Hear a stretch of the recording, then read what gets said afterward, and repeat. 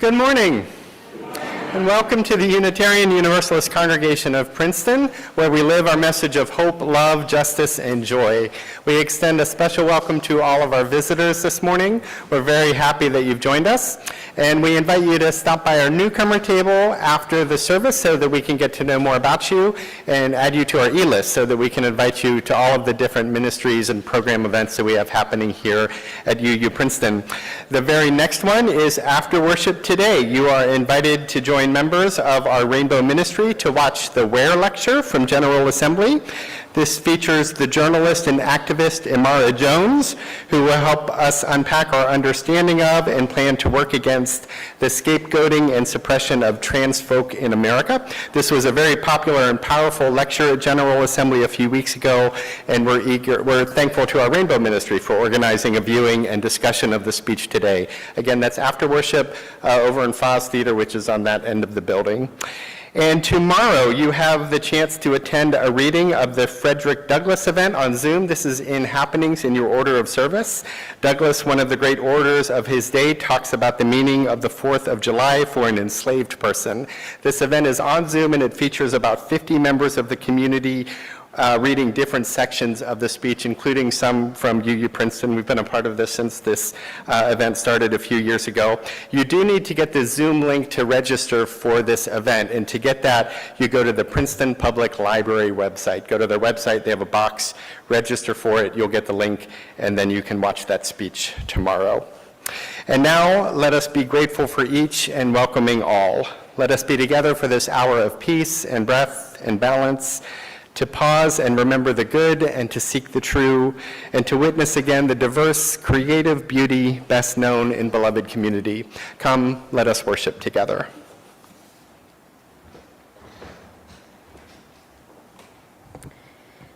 Please join me in the unison affirmation that's printed in your order of service. We, the people, must redeem the land, the mines, the plants, the rivers, the mountains, and the endless plain, all the stretch of these great green states, and make America again. Our blessing this morning comes from the Reverend Jacqueline Brett, who's a UU minister in North Carolina. I invite you to close your eyes, take a few nice deep breaths, enter that space of peace and contemplation as we hear Reverend Brett's words. Whoever and wherever you are, this blessing enters you from the earth of which you are a part. Its energies traveling through the vessel that is your body and pouring into your heart center as an ever-constant source of your nourishment. This blessing enters you from up above your head, pouring in from the universe of which you are a part. Its star-infused energies traveling the vessel that is your body and flowing into your heart center as an ever-constant source of your replenishment. This blessing is always here with you, whoever you are, its energies fueling the fullness of the truth that is you, the light of your sacred essence beneath all known and unknown layers of trauma, arrogance, privilege, and adornment. Take some breaths and feel this.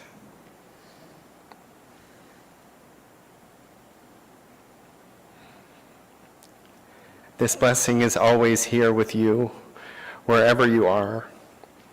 Its energies reminding you of the wholeness of which you are already a part, that claims you in the fullness of your already belonging, making but one request,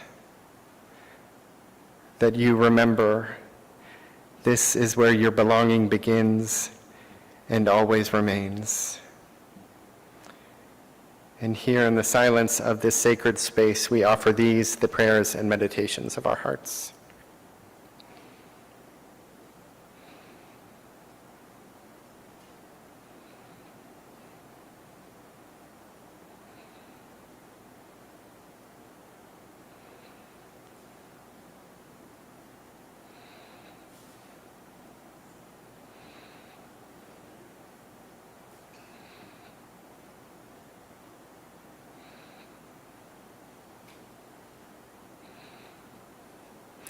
And may the light of love ease every sorrow and share every joy this day and always. Amen. A week and a half ago, I met a man named Bernard Offen. He was remarkably buoyant for a man of 96. Despite our location in the historic Jewish district of Krakow, Poland, he spoke English with a perfect American accent. This is because after being liberated from Auschwitz-Birkenau concentration camp in 1945 at age 10, he and his two surviving brothers made their way to the United States, where he lived until 2 years ago at the age of 94. It was at this point that Bernard decided to return to Poland to complete what he called his process of healing. Standing next to his chair was a tall, slim woman named Victoria. She had these chic maroon-colored glasses and an impeccably smart business casual outfit. She was really cool. She made sure that Bernard was comfortable in his chair as he told us his story. She refilled his water glass, and every now and again, Bernard would pause his story to express his gratitude to Victoria, who worked at the Polish nonprofit organization that supports Poland's last generation of Holocaust survivors. But Victoria had her own story of survival. In April of 2022, Victoria and her 13-year-old daughter fled their home of Kharkiv in the Ukrainian city that suffered the brunt of Russia's full-scale invasion in February of that same year.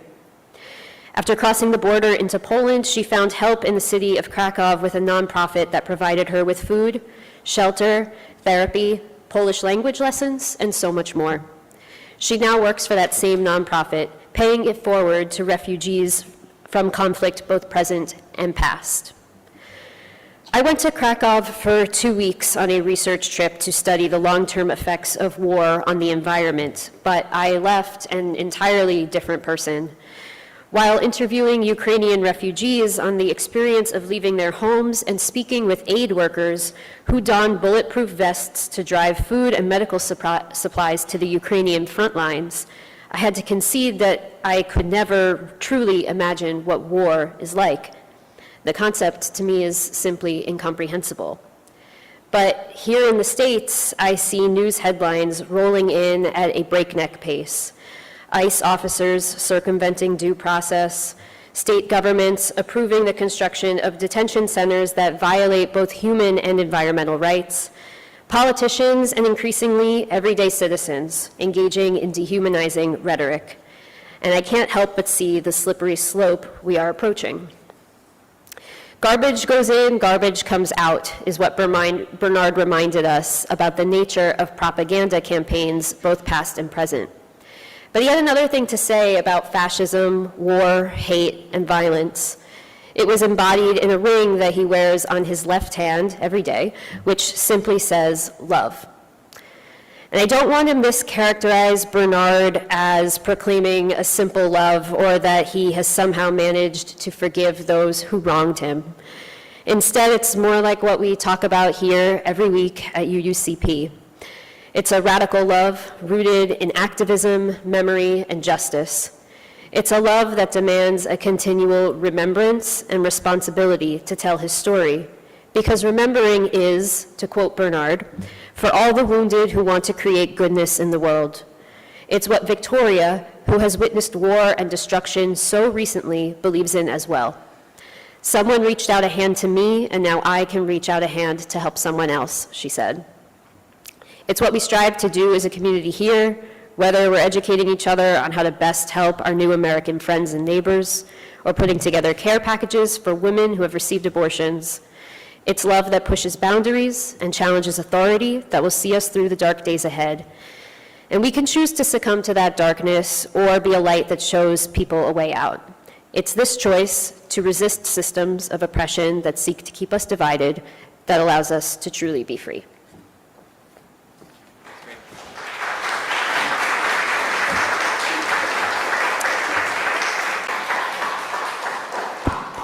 And with that, we welcome Christy Marciano to the ranks of the Worship Associates.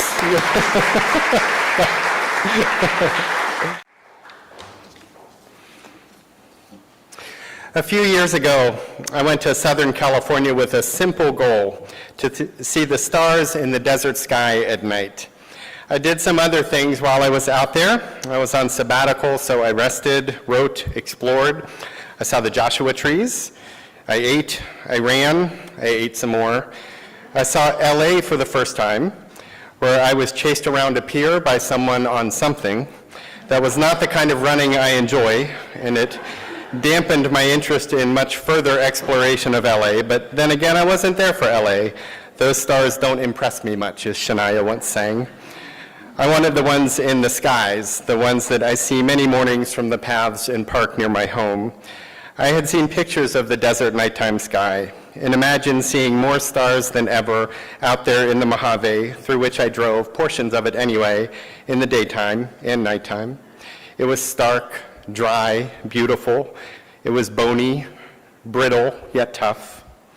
I ended up near these humongous sand dunes that I learned were named the Kelso Dunes. I had no idea they were there, had never heard of them, but they were captivating, so I parked, read the placard, and took off toward them, quickly realizing that they were further off than they looked, realizing the obvious as well, that I would be walking through sand. And the unsurprising truth, if you know me, was that I was about to take a walk through the desert while being completely unprepared for a walk through the desert. I was wearing shoes much like the ones I'm wearing now. My cell phone had no coverage. I carried no water, had not a bite of food, drop of sunscreen, nor hat to place upon my head, which year by year offers less and less coverage from the sun. And yet I took off anyway, trudging through the sand toward the small dots of people who were already heading toward the same dune and the dune itself, which I planned on climbing, of course, because, well, it was there. What else could one do except climb to the top of it? And I almost made it, but not quite. The dune got steeper and steeper near the top, and my feet kept sinking deeper and deeper into the sand, and each step resulted in less elevation being covered until it felt like I was climbing in place, like I was on one of those stair machines at the gym, except that there was sand up to my knees. By this point, I was a bit parched, and I turned around and could see where my car was parked and imagined the drive to a store, any store, for a Coke and chips, and decided that the dune had won the day. It would not be summited by me. Perhaps some of the better equipped hikers would get there. I passed some of those on the way back, a father and a daughter. As we neared each other, we greeted each other, and he said, "We were watching you. You almost got there." I said, "Yeah, almost. I should have worn different shoes." They looked at my completely inappropriate shoes for an activity like that and paused quizzically. And I said, "Yeah, I wasn't planning on any of this today. I'm not from around here. I just saw that dune and wanted to climb it." Him, "Well, for someone wearing shoes like that, you did pretty good. And it'll be here next time." And then a pause before he asked, "Do you need some water?" I assured him that I was fine and my car was close, but thanked him very much. We wished each other a good day, and they went off, prepared to walk and climb, and I to find a drink. That brief exchange was a little bit of an oasis in the desert. Connection, kindness, even a gentle kind of encouragement, an offer of hospitality. And I'm sure they were both making all sorts of internal characterizations about the choices I made that day. I certainly was about the choices I had made that day, but they kept them inside. No lectures, no exhortations, no teaching opportunities. I was foolish but fine, and I would be fine, and so we were just nice to each other for a few moments. No outward judgment, nothing to make the air even drier between us. The German philosopher Hannah Arendt would have called that moment an oasis too. And she probably would have called the American political system today a desert, for she frequently used and developed that imagery in her understanding of the political world. She was born in 1906 and died in 1975. Jewish, living in Germany, she was briefly imprisoned by the Gestapo in the early 30s for researching anti-Semitism. She escaped to Paris and then to the United States, where she lived until she died. She was a prolific writer who produced some of the most enduring commentaries and theories on evil, fascism, and totalitarianism in her day. She wrote to the corruptive nature of power, particularly influential upon those searching for connection and meaning and purpose. Eric Hoffer was coming to similar conclusions at the same time in his book, The True Believer, Thoughts on the Nature of Mass Movements. If someone is profoundly lonely and seems to have little purpose and few opportunities, if the future is bleak and the past glorified, corrupt power can turn them into agents of ill will quite easily. The bleak future becomes the fault of someone else, usually those with no exceptional power in society, often those with little power who can be easily persecuted. And the hopeless are then given a reason not only for their isolation, but for society's fall from an imagined great time. They're manipulated cynically for profit and power. Alignment with this profane power in Arendt's world, this fascist power, this totalitarian power, provides meaning, connection, and a future. And it can produce a mass, passionate, and uncritical movement, the kind that tolerates no dissent, the kind that seeks an ever more pure form of its radical ideology. Moderates in the movement are kicked out or consumed. History shows us this happening on the right and the left. A telltale sign of dangerous totalitarianism is what happens to the middle. Those who would typically hedge the extremes disappear, which makes the extremes even more and more dangerous. Eventually, historically, they feed on and destroy themselves. They go from terrorizing others to terrorizing themselves, and the regime dies. But until then, it's profanity upon escalating profanity. And while the regime will die, the ideology never will. And while history views this as exceptional, sometimes it doesn't feel that way in the moment. Arendt's most controversial piece, Eichmann in Jerusalem, a report on the banality of evil, raised objections because it argues that the evil enlivened or tolerated by the Nazis was not that exceptional. The impact was, but not the root. A direct comparison can be the long presence and lasting legacy of slavery in America, that evil was presented as sacred and democratic, and most with power in the country for a long time didn't really argue or actively promoted those same profanities. Most people in societies have the capacity to create or tolerate the same sort of evil. Some argued that she minimized the severity of the Holocaust and the impact of that particular, but she argued, and I agree, that her characterization sought instead to point to how it happened there and how it could happen anywhere. There's a dial in the human condition that can slowly be moved toward those profane and deadly outcomes. It's usually a slow dial, slow movement until it's very fast.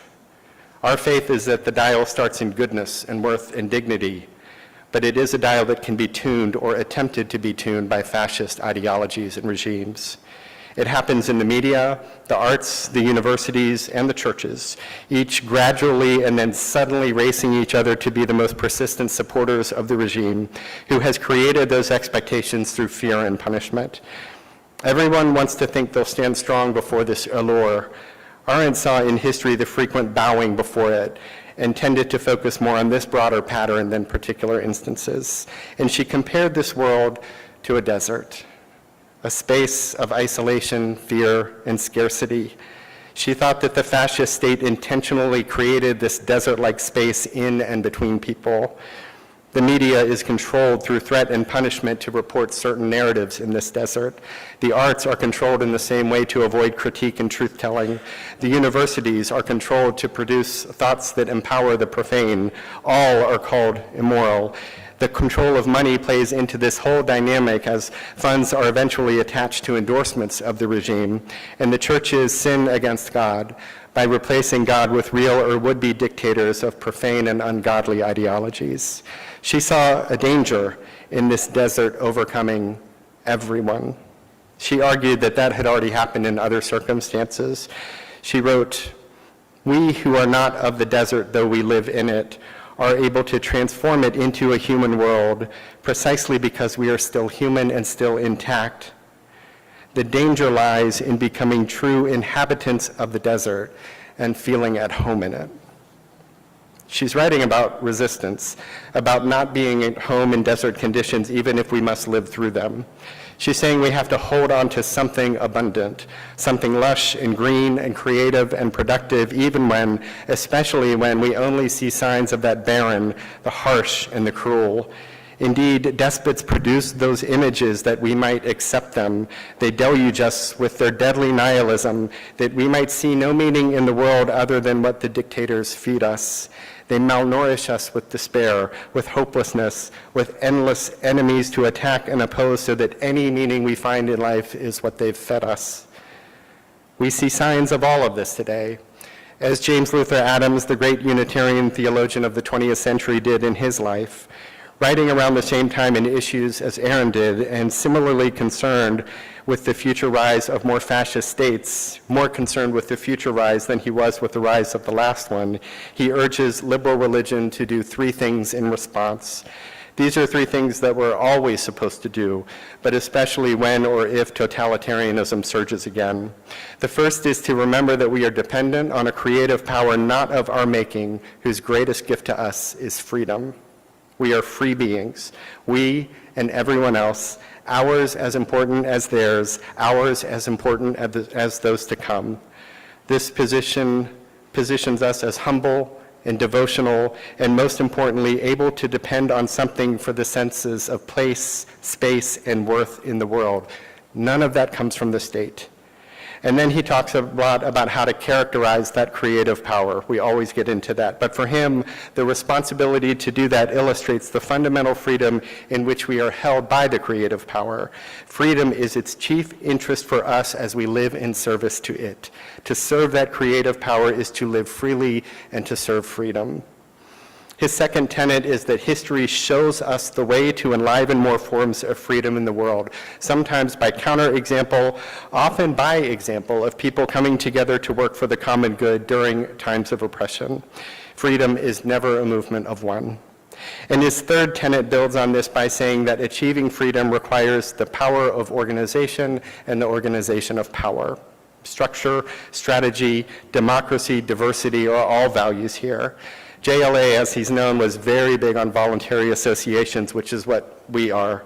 We voluntarily come together to care for one another and to build a better world. For him, we are a building block for organizing power in the society, each different association built toward different ends.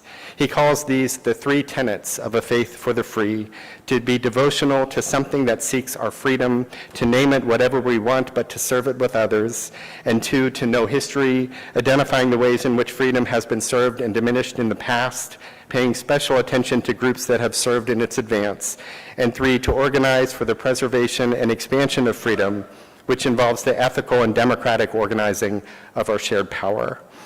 We practice this in our associations, the values with which we influence the world, becoming more faithful practitioners of those values here and models of them for people everywhere.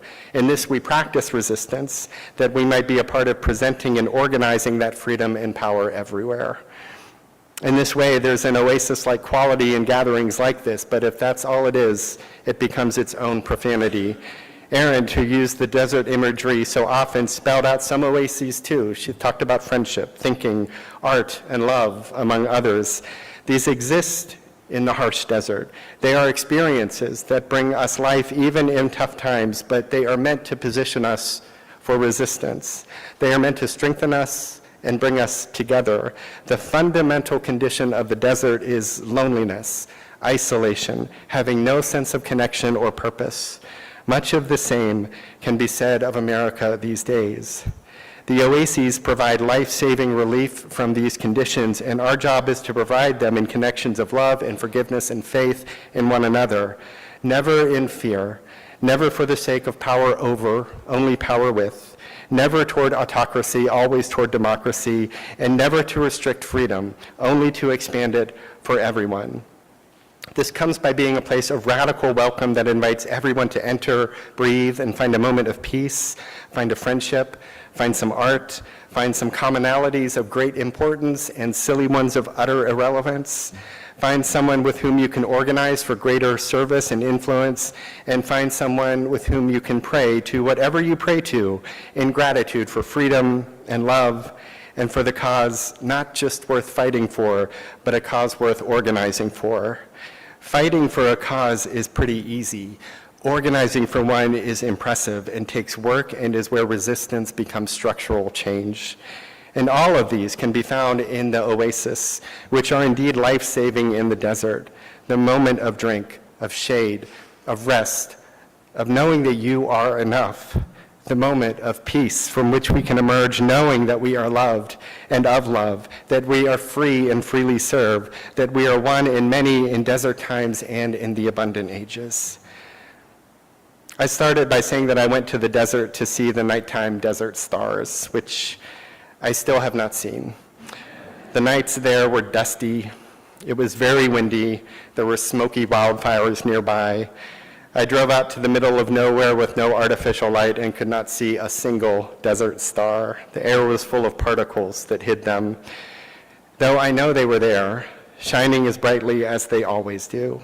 The beauty was there even if I could not see it. I did close my eyes in the smoky darkness and imagine them, more numerous than I've ever seen, knowing that the enchantment of these East Coast suburban stars should have always been more than enough grace anyway, for I never earned them. I just get to witness them. As is freedom, that kind of grace, the freedom into which we aspire to live and share more fully, a freedom never fully realized in our country or anywhere in the world, a freedom of dreams and sweat and pain and community, a freedom whose job is every generation to unfold more and more. And though it is shrouded by the timeless totalitarian impulse of these days and the political cowardice and self-service of our leaders and movement toward the extremes, that holy freedom still lives in the human spirit, in our yearning, in our dreams. It never dies, but always finds new life through good people coming together, creating moments of peace and movements of justice that lead to better days for more and more people. Such is our spot in history now, to come together, bringing joy and love and all good things to life, knowing ourselves not as one but as many, knowing ourselves not as isolated but deeply connected, knowing that strength and then moving into the desert, bringing with us water and music and Band-Aids and a Cliff Bar, wearing the right shoes, for we'll be there for a while, bringing faith, hope, love, and connection to all who are lonely, to all who thirst. May it be so, and amen. And at the end of our hour, we extinguish our chalice, knowing that its light carries us until we gather again. Go forth grateful for the moments before you, the breath within you, the people among you, and the Spirit guiding you toward lives of love and kindness. And go forth knowing that you are held always and always with everyone else by that great love of no beginning and never ending. Go in peace, and amen.